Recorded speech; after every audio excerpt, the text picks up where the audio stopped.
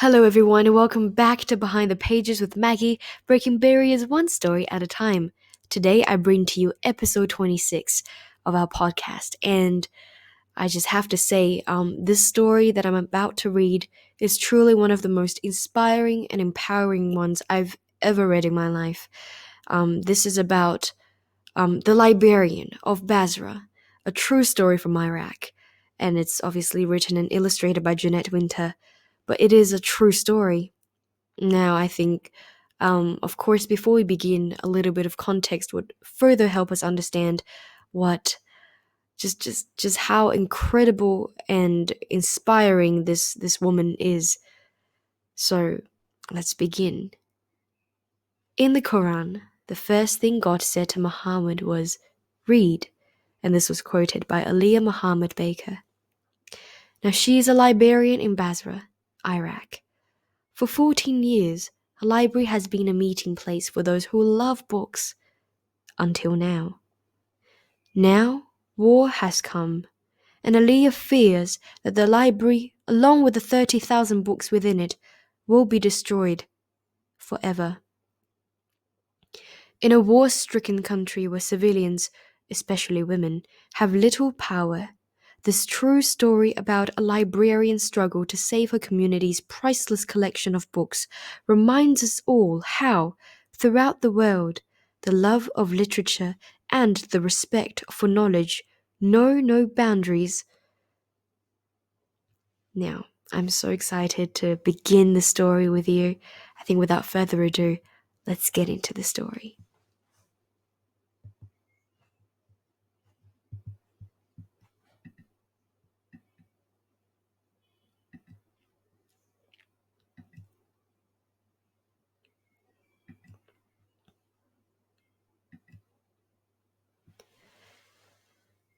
Aliyah Muhammad Baker is the Librarian of Basra, a port city in the sand-swept country of Iraq.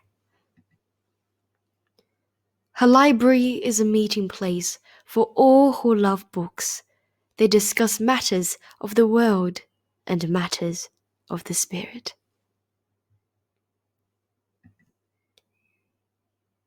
Until now. Now they talk only of war. Will planes with bombs fill the sky? Will bombs fall here? Will soldiers with guns fill the streets? Who among us will die? Will our family survive? What can we do?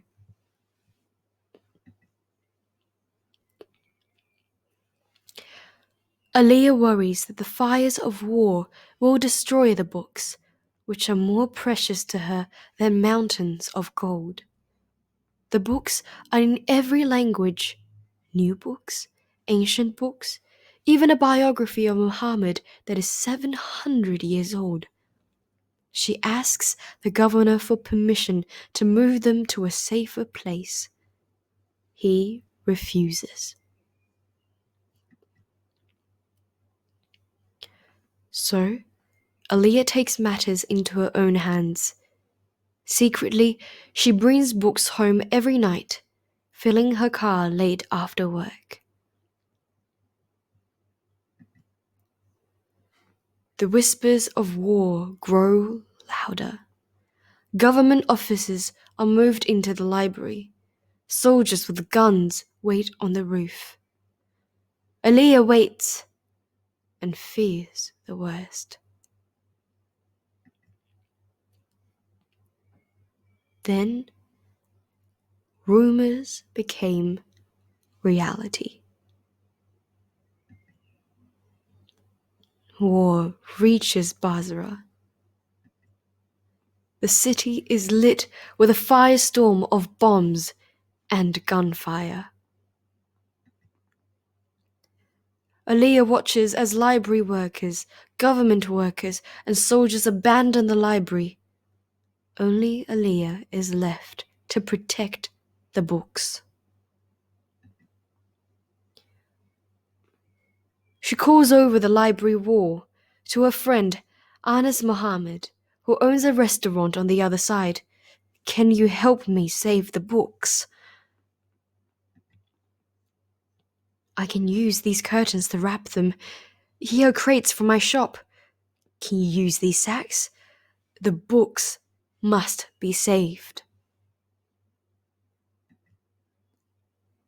All through the night, Aliyah, Anas, his brothers, and shopkeepers and neighbors take the books from the library shelves, pass them over the 7-foot wall, and hide them in Anas's restaurant. The books stay hidden as the war rages on. Then, 9 days later, a fire burns the library to the ground. The next day, soldiers come to Anas's restaurant. Why do you have a gun? They ask. To protect my business, Anas replies. The soldiers leave without searching inside. They do not know what the whole of the library is in my restaurant, thinks Anas. At last, the beast of war moves on. Aliyah knows that if the books are to be safe, they must be moved again. While the city is quiet. So, she hires a truck to bring all 30,000 books to her house and to the houses of her friends. In Aliyah's house, books are everywhere, filling doors, floors, and cupboards and windows, leaving barely enough room for anything else. Aliyah waits.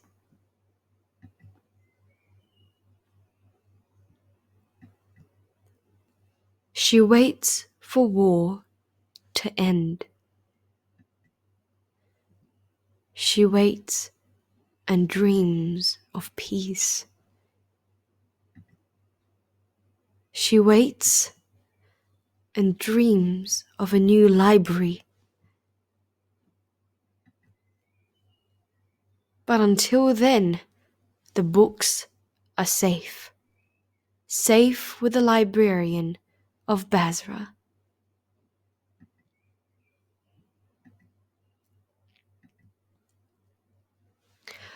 Well, that is the end of the book.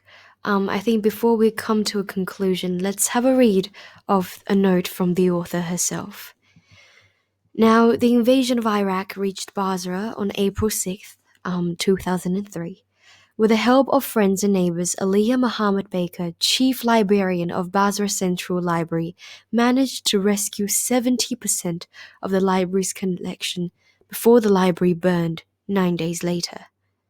These events were first revealed to the world by New York Times reporter Shayla K. Dewan, who heard about Aliyah and the library during a visit to Anas Muhammad's restaurant, the Hamdan, which is near the library and is known as one of the best in Basra.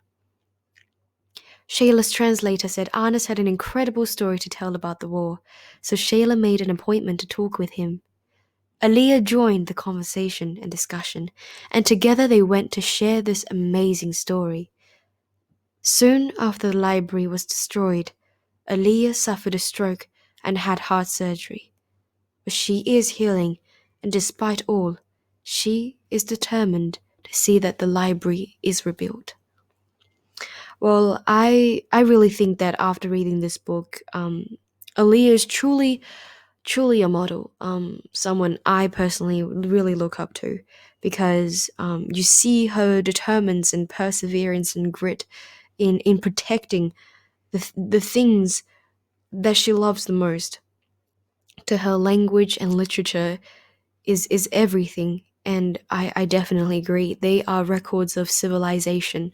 They contain so much, and it would just be devastating to see that so much of the history, so much of the stories, so much of the arts and the culture and the traditions and the heritage are lost as a consequence of war.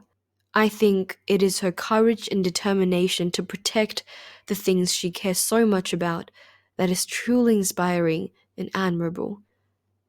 Well, thank you very much for joining me today for episode 26 of Behind the Pages with Maggie, breaking barriers one story at a time.